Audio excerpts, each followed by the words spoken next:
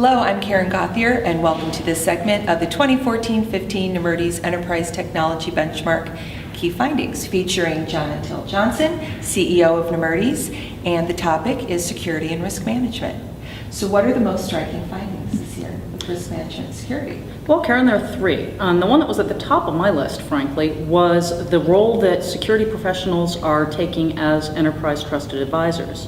As my partner Robin Garris has talked about, it's extremely important for IT organizations to be viewed as trusted advisors by the business. But what's interesting is that within IT organizations or within the general space of IT, the folks who are most likely to be viewed as enterprise trusted advisors by a significant percentage are security professionals.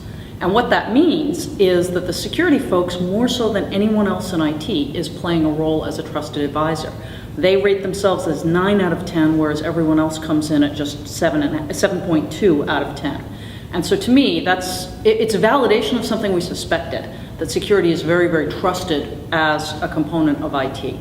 The second big one is the importance of security as a business enabler. And this one is a little bit counterintuitive, but about 42% of the folks we worked with said that they view security as an actual business enabler as opposed to a business inhibitor. This is, I'd say, very significant because what it means is that the role of security is actually changing. People are thinking about it less as how to lock, how to stop, and more as what could we do if we could do business safely? What are the limits if we could do business safely? And I found that very, very interesting, and I think it has very strong impact on security professionals and on businesses overall. Lastly, I really found this surprising but interesting. The view of security as a business enabler correlates very highly with security success. It's actually one of the strongest correlations we see in our data. Now, you can argue it works the other way around. If security views itself as enabling business, it rates itself more highly in security. But either way, that is the definition of successful security, is that it enables business. Do you have any examples? I do, as a matter of fact, and my favorite example is a professional services company who said, we have a policy that protects our clients' data. And we protect our clients' data on the cloud, we protect our clients' data on mobile devices, we protect our clients' data sort of across the board, and we include a description of that security policy and some insight as to how we implement it in all of our proposals, and we've been told again and again by our sales team, this helps us to win business. And as you can see on the charts, there are lots of other examples, but that one really stuck with me. Okay, what should IT and InfoSec professionals actually do with this information? Is there an actionable?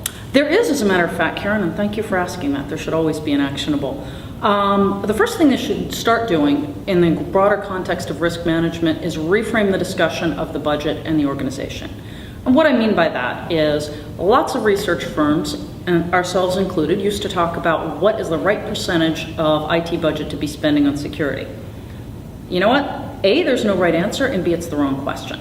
You shouldn't be thinking in terms of percentage of IT budget. You should be thinking about the risk to the business and the cost of mitigating that risk, which is a much more difficult calculation, but it's a much more important calculation. And what it does is it takes you out from under the umbrella of IT, so security is a piece of IT, and puts it in its rightful position as a component of risk management.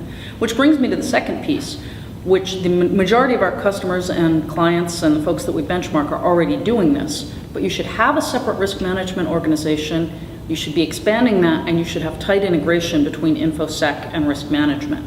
I'm not saying that you necessarily have to have a direct reporting structure, but you really want to think about InfoSec as a subset of risk management rather than as a subset of IT. And finally, last but not least, you should think in terms of implementing pervasive protection. And what I mean by pervasive protection is really a unified policy that touches everything in the organization: cloud, mobility, unified communications, infrastructure, and web and applications and content. You should think about them all the same way. You may use different tools to implement it, but you should have a coordinated, consolidated view of this rather than a mobility security policy, a web security policy, network security policy. So those are really the three things to do.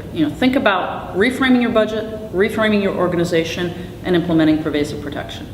Thank you, John. Thanks, Karen. Thank you for watching. For more information on this and other technology topics, please visit us at nemertes.com.